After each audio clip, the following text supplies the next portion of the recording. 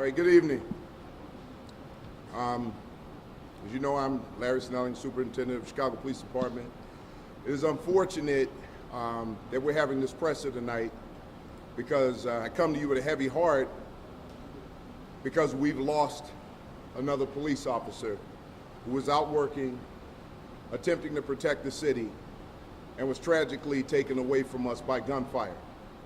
At approximately 8 o'clock tonight, in the 8,000 block of South Ingleside, our officers stopped the vehicle. That vehicle had 3 occupants. As the officers approached the vehicle, one of the occupants opened fire on a police officer and sounded like rapid fire. The officer was struck multiple times. There was also an occupant of the vehicle who was also struck by the gunfire. That individual is now deceased. At which time, the individual who shot our officer attempted to flee in the vehicle, could not make good his escape, at which point he fled the vehicle on foot. Another individual in the rear seat of the vehicle was taken into custody on scene by officers. After a foot pursuit and a search of the shooting offender, the officers were able to take that individual into custody. Our deceased individual was found to be in possession of a handgun. There was also another weapon recovered from the scene that had an extended magazine semi-automatic weapon. At this time, our detectives are investigating it. Our investigatory response team is on the scene, getting the facts that I can't share with you right now because it's still under investigation. COPA has been notified. At this time, we know that there was one officer that discharged his weapon at the scene. Those officers' weapons are still being looked at right now. There's evidence to recover, and that's all the information that we have on it right now. Our officer who was struck was then driven to the hospital by our officers, where he was pronounced. The wounds were too great for this officer to recover. So what I do want to say is that our officers go out and they face this type of danger every single day. And this work is unpredictable. And we never know what's in store for our officers when they're out there trying to keep the public safe. And just remember, in a city where our officers are not safe, it's going to be hard for everyone else to be safe. That being said, our officers continue to go out there day in and day out and put their lives on the line to make sure that everyone standing here is safe. And we need to take notice of that because we cannot continue to go down this road. There is a family suffering right now. This officer was 26 years old, was just shy of 3 years on the job. December 27th would have been his 3rd year working as a Chicago police officer. He was a proud individual, very hardworking, and he gave his life for this city. And there's a family grieving. Please, please, keep the family in your thoughts and prayers because this is harder than anyone knows, having someone taken suddenly from you like that. With that, I'm going to turn it over to Mayor Brandon Johnson. I appreciate him being here and stepping up as soon as he heard this, came out to the hospital. So I'm going to turn it over to the mayor, and after that, at some point, we'll open it up for questions. Mayor Johnson. Thank you, Superintendent. Tonight, the city of Chicago, we grieve and mourn the tragic loss of one of our brave, a member of the Chicago Police Department. This young officer courageously protected this city. As the family continues to grieve the shock, the anger that they are feeling, I'm calling on all residents of this city to pray for this family, but I'm also calling on the residents of this city to put our arms around one another, and particularly our police department. This tragic loss cuts deep. The wound is severe. The only way we'll get through this tragic loss is if we put our arms around one another, recognize the value and the bravery of our police department, who put their lives on the line for us every day.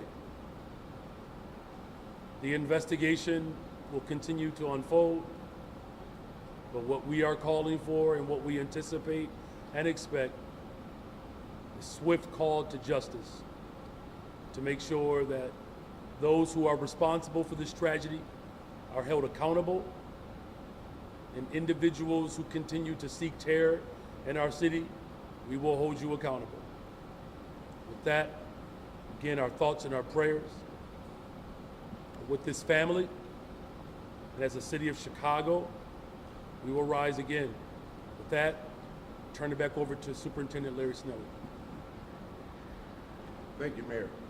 With that, we'll take any questions. Are you saying that the individual who fired at the officer, the individual that killed the officer, also shot the other occupant of the vehicle, or that's under investigation? Well, it's still under investigation, but right now, at this time, the other occupant of the vehicle was shot multiple times, more than likely by the gunfire that was released in the vehicle. And if only one bullet fired by police, was that from the weapon from the deceased officer or from a different officer? That we don't know. So, like I said, the officers' weapons have to be downloaded. That hasn't happened yet. So that's still under investigation right now. So once we have that information, we'll be able to get that out. Next question. Superintendent, can you clarify that you said tonight, what is that character of the No, so right now we don't know until we talk to the officers. Until we get that information, until this investigation unfolds and we get statements from the officers, we can't say for certain what those officers saw in their investigation when they pulled that vehicle over. What district is the officer? I'm sorry. What district is the officer? The 6th District. 6th District, Gresham. Did the shooter have any previous run-ins with CPD or any sort of record that you can speak on? Right now, we can't speak on that because everything is still under investigation. That information will be forthcoming. But as we move along, we check those types of things. We look at backgrounds and things of that nature, but it's still under investigation at this time. Superintendent, it's been reported that one of the offenders cut off their ankle monitor. Can you respond to that? At this point, it's still under investigation. I can tell you yes, but it's still under investigation. We don't have all of the details around that right now, none that I can share with you, but yes, we have information that occurred. Staying on that point, you've been very vocal about repeat offenders not getting what they really should in court. There's a huge, obviously, election that's coming tomorrow with the Cook County 6th Attorney seat. What's the response? My response is this. If we want to keep the city safe, when we know that we have repeat offenders, people who continue to offend, we have to stop them. We cannot allow people to continue to wreak havoc on this city, to victimize people with violent crimes, robberies, shootings, the trauma that they're causing for families and for individuals that they're attacking. They can never get that back.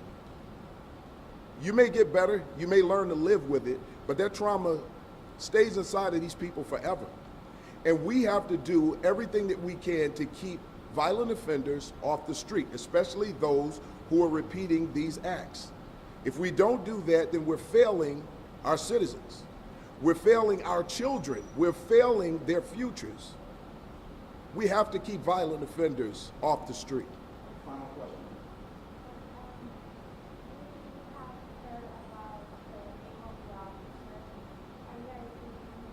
No, we're not going to release the officer's name right now, out of respect for the family especially. We want the family to figure out how to deal with this right now, and no one knows how a family should grieve. Come from different cultures, different backgrounds, and we want that family to grieve the best way that they possibly can to deal with this level of trauma that's been inflicted upon them by violent criminals who should not be on the street. You just think about that. If they commit this type of violent act against a police officer with that level of brazenness, what will they do to someone who can't defend themselves? So I just want to be clear right now, the Chicago Police Department is still dedicated to making sure that we keep this city safe, that we take care of our citizens, that we police in the best way possible to keep the city safe for your children, for the future of everyone who's standing out here right now. And we need to make that clear, because a lot of what we do as police officers gets lost in the chaos of those who want things to be chaotic. It gets lost in those messages of how bad we are as a police department. When no one is out there riding with these officers to see the great work that they're doing on a regular basis, I see it. The leadership behind me, they get to see it. We saw it on display this morning. Just this morning, we were giving officers awards for saving lives.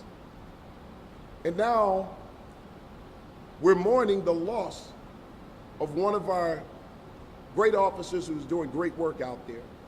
So I just want to put it out there. Our officers are putting their lives on the line so that everybody in this city can be safe. We never know what we're going to face out there. And we want to make sure, because I'm telling you right now, we're hell-bent on making sure we keep this city safe.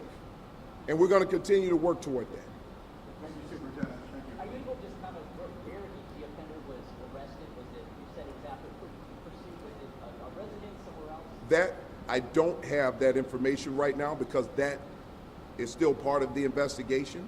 So, as I said, as this goes along, we'll have more information for you. Your message to the shooter tonight, the message to the shooter. The message to the shooter is the same message that we'll give to anybody out here who's committing violent acts and continuing to do so and wreaking havoc on our city.